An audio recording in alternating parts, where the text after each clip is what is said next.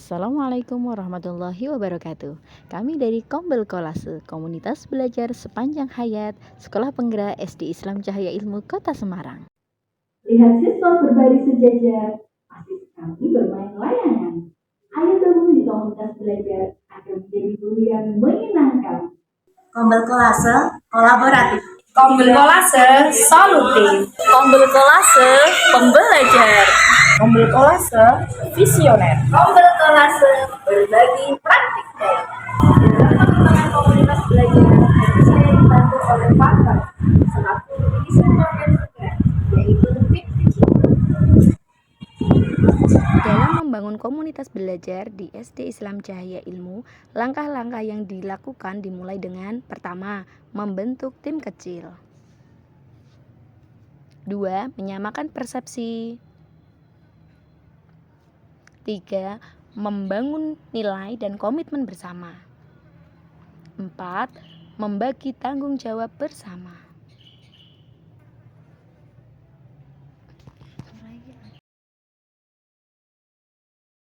Tahapan siklus inquiry dalam komunitas belajar, refleksi awal, tahap perencanaan, tahap implementasi, dan tahap evaluasi. Alhamdulillah ya, pada kesempatan hari ini kita bertemu lagi dalam komunitas belajar kita, yaitu Kolase atau komunitas belajar sepanjang hayat. Pertemuan kemarin kita sudah membentuk tim kecil. Nah, untuk hari ini pertemuan kita membahas tentang siklus inquiry yang pertama, yaitu refleksi pembelajaran. Ayo, atau mari kita sama-sama merefleksikan pembelajaran yang sudah berlangsung, apa yang perlu ditangkatkan dan apa yang perlu dikembangkan sehingga kebutuhan anak bisa terpenuhi. Terima kasih Bu Dia. Untuk di kelas 5 sendiri, saya mengajar matematika, terutama di materi bilangan, itu anak-anak kurang antusias Bu.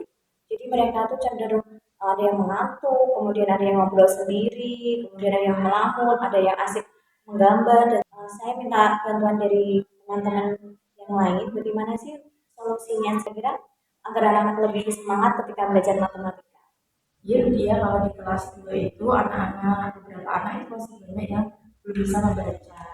Jadi membacanya itu masih belum lancar. Dan mereka itu ada beberapa huruf kalau yang menulis itu ada beberapa huruf yang masih bulan. Terutama huruf-huruf yang mati, huruf mati yang berada di akhir kalimat atau akhir kata. Itu masih. Terima kasih Bu Aini untuk refleksinya. Nah, dari beberapa refleksi yang dilakukan oleh Bu Teni, Bu Aini, ini kita menuju ke siklus inquiry yang kedua, yaitu yang berkaitan dengan membuat perencanaan.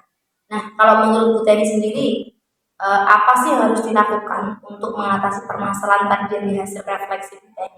Bu Dia, kalau dari saya sendiri, saya akan mengubah metode pengajaran, yaitu yang sebelumnya dengan ceramah, saya akan lebih menggunakan metode yang inovatif. Kemudian saya juga akan menggunakan alat peraga, jadi anak-anak tidak bosan sehingga lebih antusias dan semangat ketika mengikuti pembelajaran. Jadi kalau menurut saya mungkin pembelajarannya bisa ditambahkan misalnya menggunakan media interaktif, lalu menggunakan teknologi atau menggunakan pembelajaran yang berbasis IT. Mungkin seperti itu. Nah, ini menjadi siklus inquiry yang kedua ya Bu Teni dalam komunitas belajar. Guru membuat perencanaan berupa modul ajar sesuai dengan capaian pembelajaran yang akan dicapai. Selanjutnya, mengimplementasikan perencanaan yang telah dibuat dengan pembelajaran inovatif. Nah, baik teman-teman, kita akan melakukan tahap inquiry yang terakhir, yaitu tahap evaluasi. Pada pertemuan sebelumnya, teman-teman kan sudah melihat pembelajaran yang dilakukan di kelasnya Bu Teni maupun di kelasnya Bu Aini. Nah, memberikan masukan ke Bu Aini, kemarin kartu belajar yang sudah disiapkan oleh Bu Aini sebagai alat peraga dan juga dalam rangkaian huruf ya untuk mengarahkan kalimat itu terlalu kecil yang memakai adalah Bu Teni sebaiknya mungkin ketika menggunakan alat peraga bisa dijelaskan dari praktikan dulu apa yang diberikan kepada anak-anak supaya anak-anak dapat mempraktikannya dengan baik. Untuk keseluruhan pembelajaran sudah cukup baik. Teman-teman untuk evaluasi dan masukannya dari pembelajaran yang telah disampaikan oleh Bu Teni dan Bu Aini. Semoga masukan dan feedback atau umpan balik yang memberi kemanfaatan dan perbaikan pembelajaran di pembelajaran selanjutnya. Dari 4 tahap minggu ini dapat kita simpulkan bahwa dari perencanaan yang dilakukan Bu Teni terjadi perbedaan antara sebelum dilakukan atau diperlakukannya dengan media pembelajaran dan sesudah menggunakan media pembelajaran terlihat perbedaan di kelas sehingga suasana kelas itu lebih menyenangkan dan kebutuhan siswa juga lebih terpenuhi sehingga tujuan pembelajaran bisa tercapai secara optimal. Seperti itu ya teman-teman. SD Islam Cahaya Ilmu Mandiri.